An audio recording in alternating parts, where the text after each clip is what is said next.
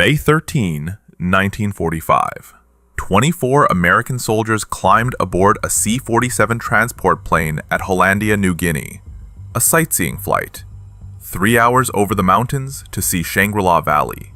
A place so remote that the local tribes had never seen white people until a year earlier.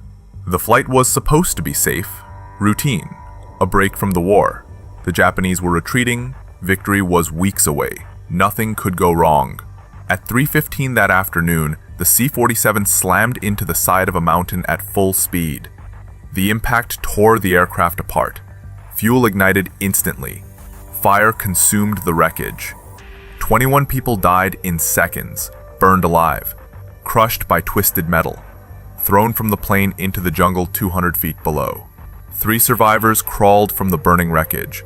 Corporal Margaret Hastings, 24 years old, Women's Army Corps, both legs burned. Lieutenant John McCollum, 30 years old, navigator, his twin brother dead in the crash. Sergeant Kenneth Decker, 23, radio operator, arm fractured, face burned. They were stranded in a valley surrounded by 14,000-foot mountains. No radio, no supplies, no way out. The nearest Allied base was 150 miles away. Between them and rescue were mountains, jungle, swamps, and Japanese patrols hunting for stragglers. And they had just crash-landed in territory controlled by the Dani tribe, Stone Age warriors who had killed explorers before. The 3 survivors had days to live, maybe hours. No one had ever been rescued from Shangri-La Valley. The terrain made it impossible. Until the army decided to try the most insane extraction ever attempted in World War II. A glider snatch. Never done with passengers, never tried in mountains, never performed behind enemy lines. This is the untold story of Operation Shangri-La. From the moment 24 people boarded a doomed flight for a jungle sightseeing tour, to the 47 days 3 survivors waited in a valley that time forgot. From the paratrooper medics who jumped into Stone Age territory to help strangers, to the glider pilot who had one chance to snatch 5 people off a dirt strip carved from jungle. Discover how the Army accomplished a rescue that every expert said was suicide. 3 survivors, 47 days, 1 glider, and then extraction so dangerous that the pilots wrote goodbye letters before attempting it. Hollandia, New Guinea, May 1945. The war in the Pacific was entering its final phase. Germany had just surrendered. Japan was losing everywhere. Allied forces controlled most of New Guinea. The massive Japanese garrison that once threatened Australia was broken, scattered, retreating into the mountains to die. American bases on the New Guinea coast were relatively safe. No more Japanese air raids, no more ground attacks. Soldiers who had survived years of brutal jungle warfare were finally catching their breath. The base at Hollandia had become a major logistics hub. Supplies, hospitals, airfields, tens of thousands of personnel. Not everyone was combat troops. There were nurses, WACs, clerks, mechanics, engineers, people who had been in New Guinea for months or years without seeing anything except the base and their duties. They were bored, exhausted, ready for the war to end. Some of them wanted to see something interesting before going home. Colonel Peter Prosson was the maintenance chief for the Far East Air Service Command. He had access to aircraft. He had been hearing stories about a valley discovered in 1938 by explorer Richard Archbold. A valley so isolated that the people living there had no contact with the outside world. They used stone tools, fought with spears and bows, had never seen metal. Archbold had called it Shangri-La, after the fictional paradise in the novel Lost Horizon. The valley was about 70 miles inland from Hollandia, a 3-hour flight. Easy trip in a C-47 transport. Prosson decided to organize sightseeing tours, give people a break, show them something extraordinary. The flights became popular. Personnel would sign up, fly over the mountains, look down at Shangri-La Valley, see the Dani villages, the terraced gardens, warriors carrying spears, then fly back to base, Safe. Simple. Entertainment. Prosson organized several successful flights. Nothing went wrong. The trips seemed routine. On May 13, he scheduled another flight. 24 people signed up. 9 officers, 9 WACs, 6 enlisted men. They boarded a C-47 nicknamed Gremlin Special. The pilot was Captain Herbert Good, experienced, over 1,000 flight hours. He knew the route, had done it before. Standard procedure was to fly at 10,000 feet, well above the valley floor, high enough to be safe from any terrain. The passengers strapped in. The plane took off at noon. Weather was clear. Perfect conditions. Corporal Margaret Hastings was one of the WACs who boarded that flight. She worked in the base postal office, had been in New Guinea for months, never saw anything except mail sorting and her tent. The chance to see Shangri-La was exciting, a real adventure. She took a window seat. Lieutenant John McCollum sat near the front. He was a navigator. His twin brother Robert was also on the flight. They rarely got to spend time together. The sightseeing trip was a chance to relax, enjoy the view. Sergeant Kenneth Decker operated radios. This was his break from the war. Just a few hours, then back to work. The C-47 reached the mountains at 3,000 feet. Captain Good descended to give passengers a better view. Standard practice on these sightseeing flights. Get low. Let people see the valley clearly. The Dani villages. The warriors. The Stone Age world existing in 1945. The plane circled. Passengers pressed against windows, taking photographs, pointing, talking. Then Good turned to make another pass, lower this time, give everyone an even better look. At 3:15, the plane hit turbulence. Strong downdrafts common in mountain valleys. Good tried to climb. The engines roared. But the C-47 was too low, too slow. The aircraft descended instead of climbing. Passengers felt the plane dropping. Some screamed. Good fought the controls. The mountain wall rushed toward them. No time to pull up. No time to turn. The left wing struck trees. The impact spun the plane sideways. The fuselage slammed into the mountainside. Metal tore apart. Fuel tanks ruptured. Fire exploded through the cabin. Margaret Hastings remembered the impact. The sound of metal ripping. People screaming. Then fire everywhere. She was thrown against the side of the aircraft. Her legs burning. She couldn't move. Couldn't breathe. Smoke filled everything. Someone dragged her toward a hole in the fuselage. She crawled through. Fell out of the burning wreckage. Hit the ground. Rolled down the slope. Stopped against a tree. Behind her, the C-47 was an inferno. Flames 50 feet high. Ammunition cooking off. Explosions. Screaming stopped quickly. John McCollum had been thrown clear during the impact. He was conscious, disoriented. His arm hurt. He stood up, looked back at the crash site. The plane was completely destroyed. Bodies visible through the flames. He started calling names. His brother's name. Robert. No answer. He moved closer to the wreckage. The heat drove him back. No one could survive that fire. He heard someone crying. Found Margaret Hastings 20 yards away. Her legs were badly burned. She was in shock. He helped her move further from the burning plane. They waited, listened, heard another voice. Kenneth Decker emerged from the jungle. His face was burned, right arm fractured, but he could walk. 3 survivors, 21 dead. The fire burned for hours. The survivors could do nothing except watch, wait, hope someone had seen the crash. Margaret's burns were severe, both legs from ankle to knee. The pain was overwhelming. She tried not to scream, didn't want to attract attention.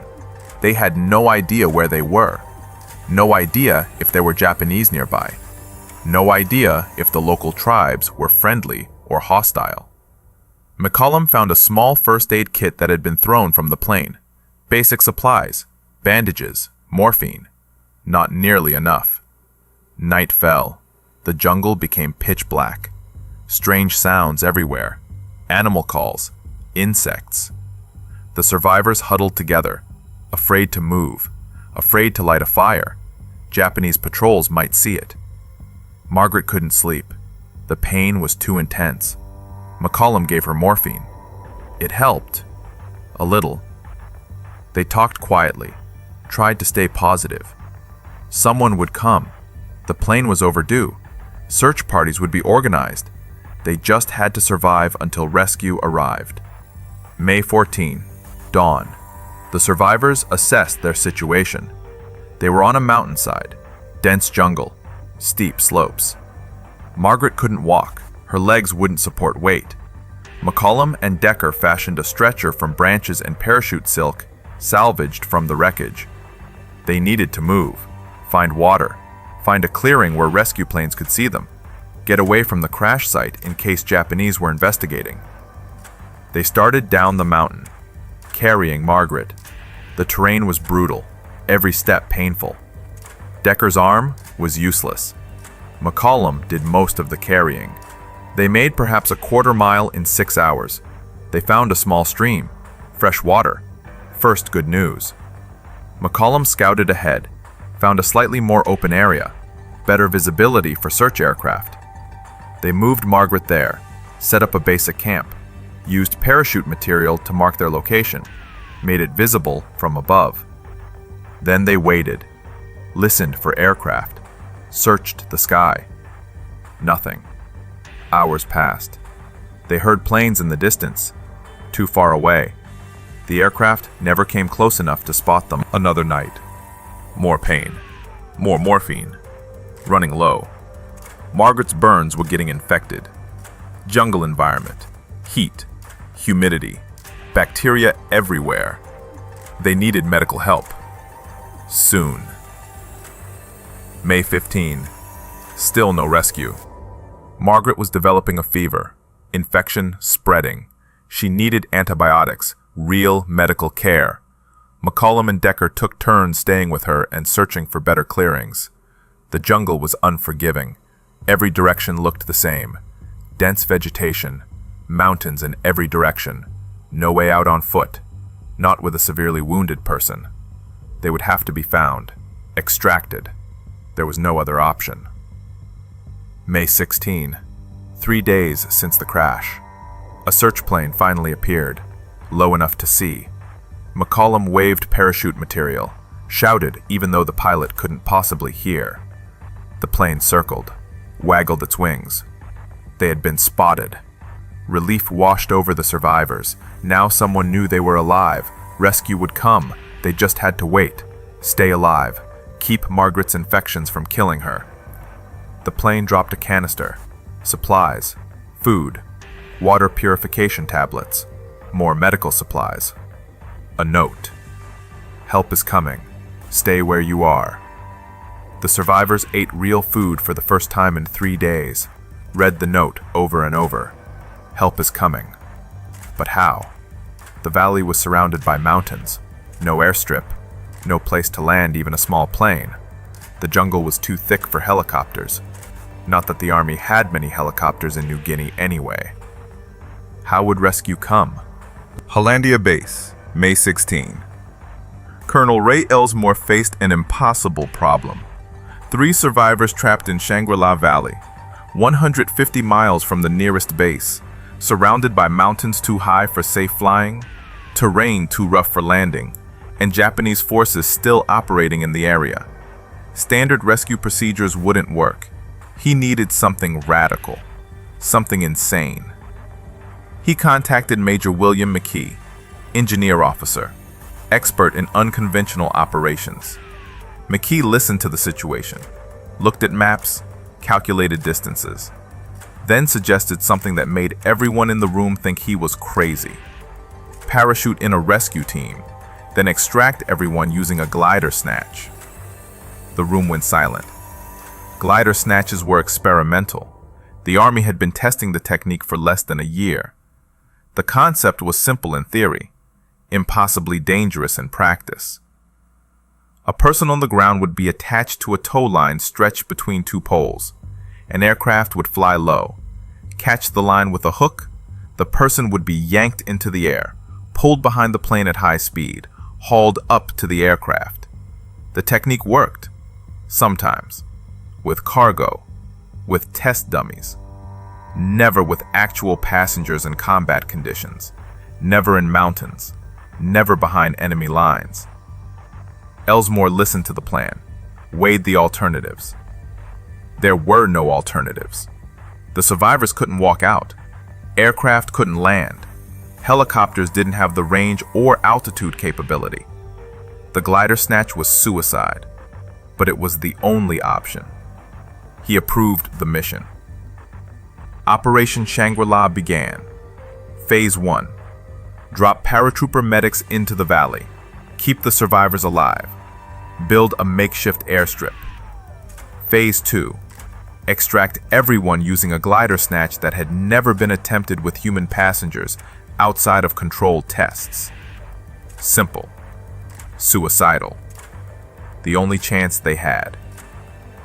Lieutenant Walter Herndon volunteered to lead the rescue team. He was a paratrooper medic with the 1st Reconnaissance Battalion, 24 years old, Georgia.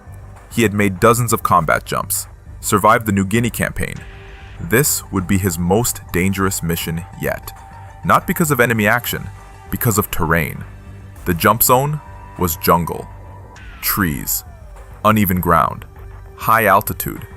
Standard military parachutes required 500 feet minimum altitude for safe deployment.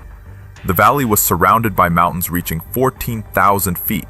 Winds were unpredictable. Landing zones, uncertain. Herndon knew the risks.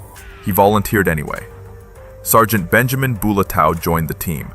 Filipino-American medic, combat veteran, skilled in jungle survival. He and Herndon gathered supplies, medical equipment, morphine, antibiotics, surgical tools, food, water purification, machetes. Everything they would need to keep 3 wounded survivors alive for days or weeks until extraction could be organized. They packed it all into drop containers, 200 pounds of equipment. Then, they boarded a C-47. May 19th, 6 days after the crash. Time to jump into Shangri-La. The flight took 3 hours. Herndon and Bulatow checked their parachutes, reviewed the plan. The drop zone was a clearing about 2 miles from where the survivors were located. Best option available. Still surrounded by trees. Still dangerous. The C-47 circled the valley. The crew spotted the clearing, lined up the approach. Herndon stood in the door, looked down.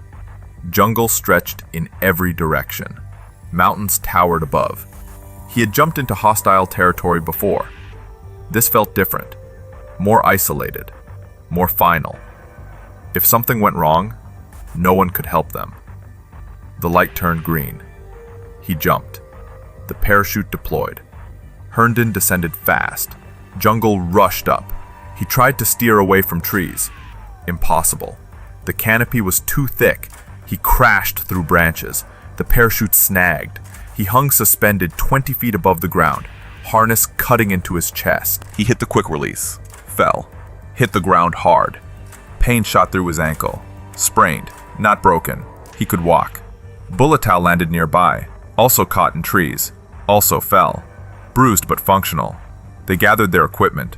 The drop containers had scattered. Some hung in trees. Some hit the ground. They collected what they could find, started moving toward the survivors. Navigation was guesswork. Dense jungle, no clear paths. They used compass bearings, hacked through undergrowth with machetes. Progress was measured in yards per hour. They heard voices, not English, native language, the Dani. Herndon and Bulatow froze, listened. Footsteps approaching. They had no idea if the tribes were hostile. Mission briefings said the Dani had killed explorers before, treated outsiders as threats or curiosities. The footsteps got closer. Then Dani warriors stepped into view, 6 men, carrying spears, wearing traditional dress. Seeing white men for perhaps the 2nd or 3rd time in their lives, the warriors stopped, stared. Herndon raised his hands, showed he had no weapons drawn, smiled, tried to look non-threatening. The Dani warriors conferred among themselves. Then one stepped forward, gestured, clearly offering to guide them. Herndon and Bulatow followed. The Donnie led them through the jungle with practiced ease. Paths invisible to outsiders were highways to the locals. 2 hours later, they arrived at the survivors' location. The Donnie had been visiting the survivors daily, bringing food, curious, friendly, fascinated by these strange, injured people who had fallen from the sky. Margaret Hastings saw Herndon and Bulatow approaching, started crying. Relief. After 7 days, medical help had finally arrived. Real trained medics, not just McCollum doing his best with a basic first aid kit.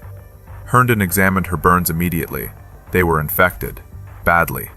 Fever, delirium. Another few days and sepsis would kill her. He administered penicillin, the new miracle drug, not widely available yet. He had brought enough for the mission, bandaged her legs properly, gave her morphine for pain, then examined McCollum and Decker. Their injuries were less severe, but still needed attention. Decker's arm required a proper splint. McCollum had burns and cuts that needed cleaning and bandaging. Herndon delivered the news. Rescue was coming, but it would take time. They needed to build an airstrip, 500 feet long, 30 feet wide, flat ground, in jungle, with hand tools. Then a glider would snatch them out. The survivors didn't understand at first. A glider? No engine? How would that work? Herndon explained the technique. A tow line, a hook. A C-47 would yank the glider into the air, with passengers inside. It had never been done before with people, only cargo and test dummies. The survivors processed this information. That was the rescue plan, a technique that had never been used in combat. That sounded absolutely insane. Margaret asked the obvious question. What were the chances it would work? Herndon was honest. He didn't know, but it was their only option. The Donnie were fascinated by the newcomers. They brought food, sweet potatoes, fruit, small animals. They watched the medics work with intense curiosity. Some of them had never seen metal before. Herndon's medical tools were magical objects. The parachutes were valuable fabric unlike anything in the valley. The relationship between rescuers and natives became cooperative. The Donnie helped clear ground, carried supplies, guided the Americans through terrain they knew intimately. Without the Donnie, the rescue would have been impossible. They made everything easier. May 20th. Herndon surveyed possible locations for an airstrip. The valley floor was relatively flat in some areas, but covered in vegetation, kunai grass 8 feet tall, trees, rocks. Getting 500 feet of clear flat ground would require cutting down everything, moving boulders, leveling the surface. He had 2 men, survivors who could barely walk, and friendly locals with stone tools. This would take weeks, time Margaret might not have, despite the antibiotics. He radioed the base, requested more personnel, more tools, more everything. Colonel Elsmore responded by dropping more supplies, axes, saws, shovels, explosives for removing stubborn trees and rocks. Then he authorized dropping more paratroopers, engineers, soldiers. 15 more men jumped into Shangri-La Valley over the next week. Each jump was dangerous. Each landing risked injury. Several men were hurt, broken bones, sprains. Everyone landed in trees or rough ground, but they all survived. By May 26th, Herndon had 17 men, enough to build an airstrip. Maybe. The work was brutal. Kunai grass had roots like steel cable. Trees had to be cut by hand, stumps removed, rocks dug up and rolled away. The ground leveled with shovels and muscle. Temperature in the valley reached 90 degrees during the day. Humidity made breathing difficult. Everyone worked shirtless, sunburned, dehydrated, drinking stream water purified with tablets, eating sea rations supplemented by food the Danny brought. Progress was measured in feet per day. The Danny helped. Dozens of warriors joined the work. They had never seen construction on this scale, never imagined cutting a path through jungle for flying machines. They worked enthusiastically, fascinated by the purpose. Margaret's condition slowly improved. The antibiotics were working. Fever subsided. Infections began healing. She could sit up, talk, stay conscious for longer periods, but she still couldn't walk. Her legs wouldn't support weight. She would have to be carried to the glider when extraction finally happened. If extraction happened. She watched the men work, saw how slowly the airstrip progressed, began to wonder if this would ever be finished, if the glider snatch would ever be attempted, if she would die in Shangri-La waiting for a rescue that never came. McCollum and Decker helped where they could. Light work, clearing small debris, organizing supplies. They were stronger than Margaret, but still injured. Decker's arm was healing. McCollum had taken on a leadership role among the survivors, keeping spirits up, helping Herndon coordinate, making sure everyone stayed positive. The psychological pressure was intense. Being trapped for weeks, watching an airstrip slowly take shape, knowing the extraction method had never been proven, wondering if the glider would work, or if they would die trying. June 5th, 3 weeks since the crash. The airstrip was 70% complete, 350 feet cleared, another 150 to go, then smoothing, compacting, making it solid enough for a glider to land and take off. Herndon estimated another week, maybe 10 days. Elsmore radioed with news. The glider was ready, pilots selected, equipment prepared. As soon as the strip was finished, they would attempt the snatch. Be ready. Time was running out. The monsoon season was approaching. Weather would make flying impossible. Winds would make the glider snatch suicidal. They had a narrow window. Days. Maybe a week. The workers doubled their efforts. Men worked until they collapsed, rested, worked again. The Donnie matched their intensity, sensing urgency, understanding that time mattered. The airstrip grew. 400 feet, 450, 500. June 10th. The strip was finished. Not perfect, not smooth, but flat. Clear. 500 feet long, 30 feet wide. Enough for a glider. Maybe. If the pilot was skilled. If the weather cooperated. If the glider snatch actually worked. Herndon radioed Hollandia. Airstrip complete. Ready for extraction. Elsmore acknowledged. The glider would come tomorrow. June 11th. 1 month since the crash. The rescue team prepared the survivors. Explained the procedure again. Margaret would be strapped into a special harness, connected to a tow line stretched between 2 poles. A C-47 would fly low, catch the line with a hook mounted beneath the fuselage. She would be yanked off the ground, accelerated to 80 miles per hour in seconds, pulled into the air, towed behind the plane, then hauled up through a hatch. Simple. Terrifying. The only way out. June 11th, 1945. Dawn broke over Shangri-La Valley. The rescue team prepared the extraction site. 2 15-foot poles buried 6 feet deep. A nylon tow line stretched between them. 300 feet long, strong enough to lift a person. Theoretically. The technique had been tested at Wright Field in Ohio. Test dummies survived. A few volunteers had tried it and lived, but never in combat conditions. Never in mountains. Never with someone as badly injured as Margaret Hastings. This would be the first operational glider snatch with human passengers in military history. And if it failed, the person being snatched would likely die, neck broken by acceleration, or dropped from 500 feet when the line snapped, or dragged through trees if the hook missed. Captain William Samuels was the glider pilot chosen for the mission. 26 years old, Michigan. He had flown dozens of combat glider missions in Europe and the Pacific, landed gliders under fire, survived crashes. This was different, more dangerous than anything he had done. He would have to land a glider on a 500-foot dirt strip carved from jungle, surrounded by mountains, with unpredictable winds. Then take off. Again. With passengers. Using a snatch technique that was barely proven. He wrote letters to his family before the mission, just in case. So did his co-pilot. So did the C-47 crew who would perform the snatch. Everyone understood this was suicide territory. The plan was to extract the 3 survivors first. Margaret, then McCollum, then Decker. 3 separate snatches.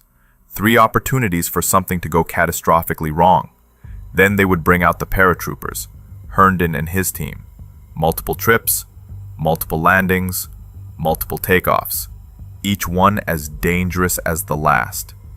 Some of the rescue team would walk out, hike through the mountains to the coast. Volunteers, men who preferred taking their chances with the jungle rather than the glider. Herndon understood. He wasn't ordering anyone into that death trap who didn't want to go. At 0900 hours, the C-47 appeared, circling the valley. The glider was towed behind it, Samuels in the cockpit. He released from the tow line at 5,000 feet, descended in a tight spiral, fighting wind. The glider was unpowered. One chance to land. If he overshot the strip, there was no going around. If he undershot, they would crash into trees. He lined up the approach, descended steeply. The strip rushed up. Too fast!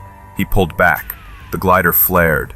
Wheels touched dirt, bounced, touched again, rolled, slowed, stopped with 50 feet of runway remaining. Perfect landing. The rescue team rushed forward, secured the glider, checked for damage. None. Samuels climbed out, looked at the strip, looked at the mountains, shook his head. They expected him to take off from here, with passengers, using a snatch. This was insane. Margaret Hastings was carried to the extraction point. The harness was fitted carefully, padded to protect her burned legs. She was terrified, trying not to show it. Herndon explained again what would happen. The C-47 would fly over, catch the tow line. She would feel a massive jerk, acceleration, then be pulled into the air, flying behind the plane. The crew would winch her up, pull her inside. It would take about 10 minutes. It would be uncomfortable, possibly painful, but she would survive. Probably. Margaret nodded. What choice did she have? This or die in the valley? The C-47 made its approach. Low, 80 miles per hour.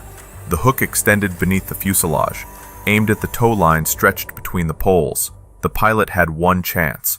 If he missed, they would have to circle, try again, waste fuel, risk everything on multiple attempts. He didn't miss. The hook caught the line perfectly. The tow line snapped tight. Margaret felt the jerk, like being hit by a truck. The acceleration was violent, 0 to 80 in 2 seconds. She was yanked off the ground, pulled horizontal, flying. The ground dropped away. She was airborne, being towed behind a C-47 at 500 feet, over jungle, mountains. This was the most terrifying experience of her life, and she had survived a plane crash and a month in Shangri-La. Inside the C-47, the crew worked fast. They had practiced this, but never with a real person, never in combat. The winch operator started pulling the line in, hand over hand. Margaret rose toward the aircraft. The wind buffeted her. The harness cut into her shoulders and chest. Her burned legs screamed in pain, but she was alive, rising, getting closer to the plane. The crew reached out, grabbed her harness, pulled her through the hatch. She was inside, safe.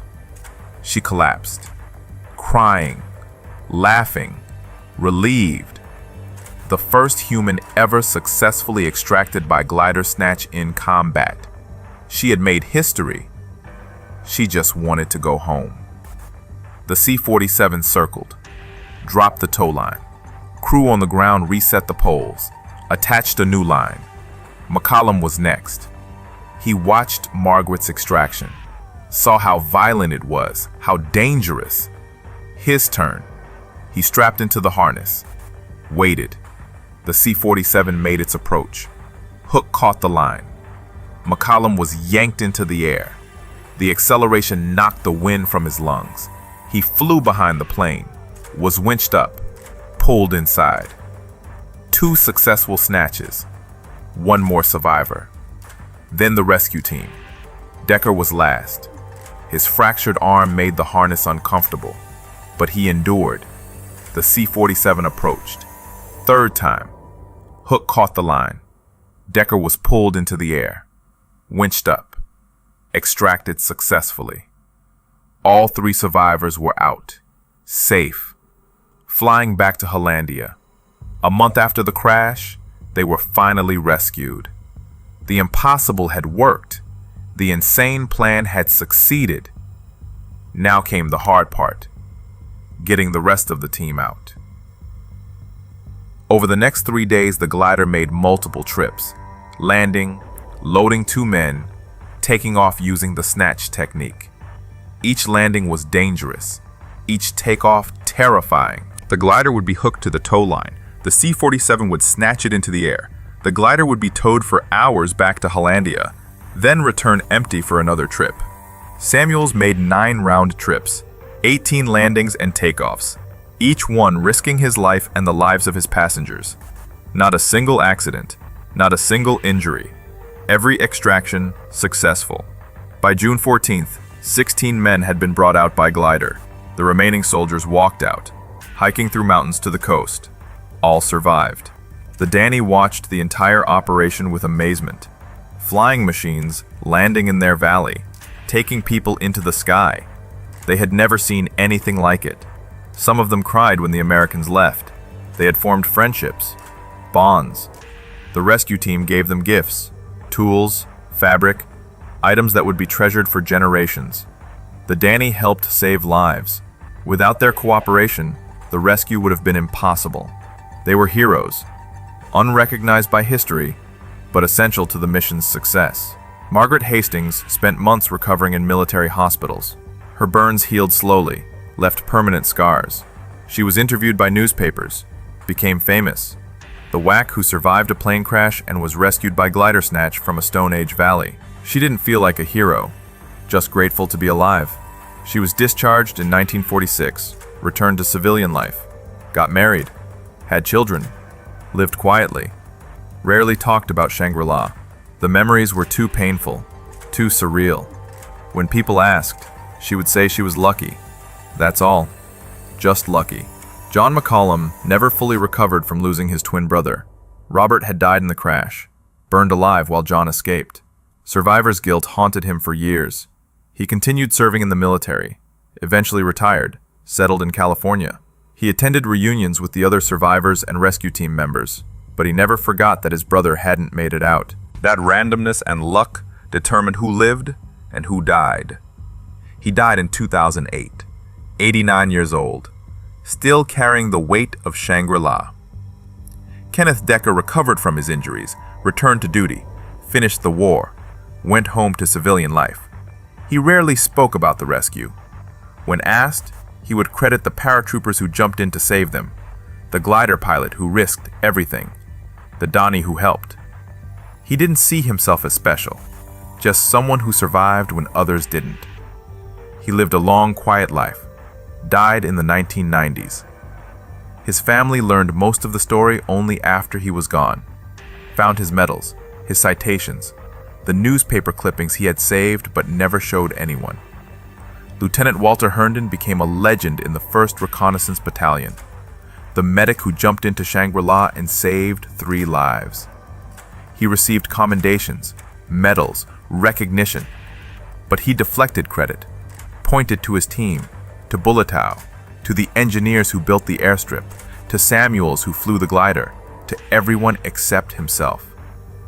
He stayed in the military after the war, served in Korea, retired as a colonel, taught military medicine, trained new generations of medics, passed away in 1997, remembered by thousands of soldiers he had trained and inspired. Captain William Samuels never flew another glider mission as dangerous as Shangri-La. Nothing could match it. 9 round trips into an impossible valley, 18 landings and takeoffs on a 500-foot dirt strip surrounded by mountains. Not a single accident, not a single casualty. He was awarded the Distinguished Flying Cross, told reporters he was just doing his job. Anyone would have done the same. But everyone knew that wasn't true. Most pilots would have refused the mission. Samuels volunteered. He survived the war, became a commercial pilot, flew for 30 years, retired, died in 2003. At his funeral, Margaret Hastings gave the eulogy. She credited him with saving her life, giving her a second chance. She never forgot what he had risked for her. The glider snatch technique was used a few more times after Shangri-La, but never in combat.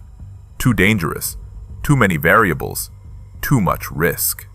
The success of Operation Shangri-La was considered a miracle. Everything had to go right. Weather, timing, equipment, personnel. One failure and people would have died. But nothing failed. The mission succeeded because exceptional people did exceptional things under impossible circumstances. That's the reality of war. Sometimes courage and skill overcome odds that should be insurmountable.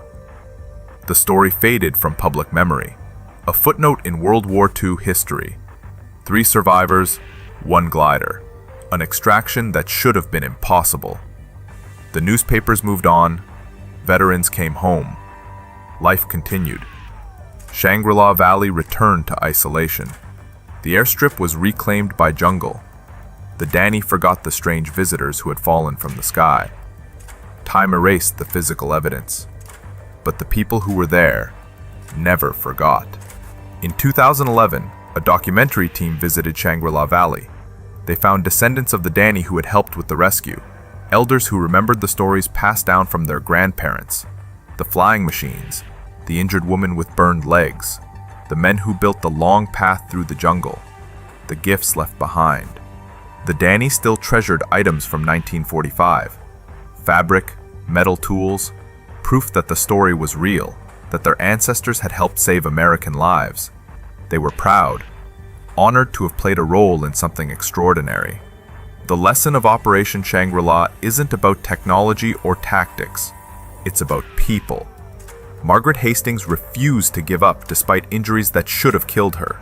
John McCollum kept her and Decker alive when giving up would have been easier. Walter Herndon jumped into hostile territory to help strangers. William Samuels flew a glider into conditions that terrified him. The Danny welcomed outsiders and helped without asking for anything in return.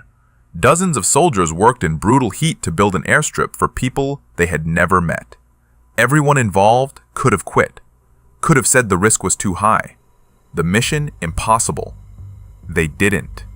They did their jobs, pushed through fear and doubt, achieved something that military planners had said couldn't be done. That's the real story. Not the glider snatch, not the crashed plane, not even the survival in a Stone Age valley. The story is about human beings refusing to accept that someone was going to die because rescue was impossible. They made it possible. With hand tools and determination and courage and cooperation between cultures separated by 10,000 years of history. They proved that impossible is just a word, that limits exist only until someone decides to ignore them. If this story moved you, we'd be honored if you'd like this video. Stories like these take days of research to bring to light. Your support helps us uncover more forgotten heroes from World War II. Subscribe and turn on notifications so you never miss another incredible story from the greatest generation. We want to hear from you. In the comments below, tell us where you're watching from, your country and city. Many of you served in the military or had fathers and grandfathers who fought in this war. Did you know someone who served in the Pacific Theater? Have you heard similar stories of impossible rescues? Share your memories and thoughts below. Thank you for watching. Thank you for remembering these stories. The survivors of Shangri-La and the men who rescued them deserved more than a forgotten footnote in history books. They deserved to be remembered as the heroes they were. And we're here to make sure that happens.